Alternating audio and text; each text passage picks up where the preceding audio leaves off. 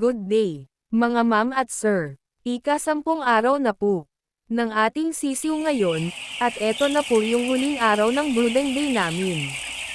At makikita ninyo na wala na po yung trapal na nakaharang sa loob ng building, tinanggal na namin para makapasok yung preskong hangin sa loob, at makikita din ninyo na para bang hindi na masyadong stress yung mga sisiw, kasi nakakapasok na yung malamig na hangin, at kung sobrang lamig naman aandar yung heater, kasi may sensor sa loob ng building, at yun ang nagkokontrol sa lamig or init sa loob.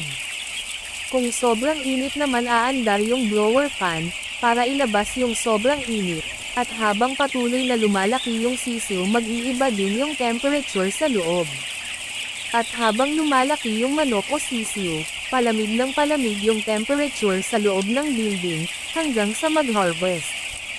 Hanggang dito na lang po muna. Update ko na lang kayo kung malapit na yung harvest namin. Salamat sa panonood. God bless you.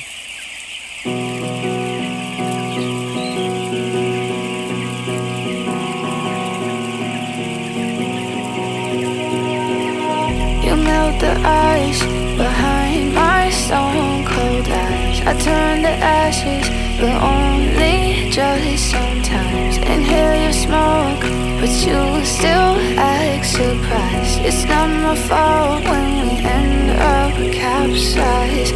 You call me crazy now, but you don't understand. I'm calling out to you. Can you hear a thing? 'Cause you lit the match that ignites the flame. I'm the TNT, but you're the spark to blame. And it's fire, burning holes inside my brain. Feel the fire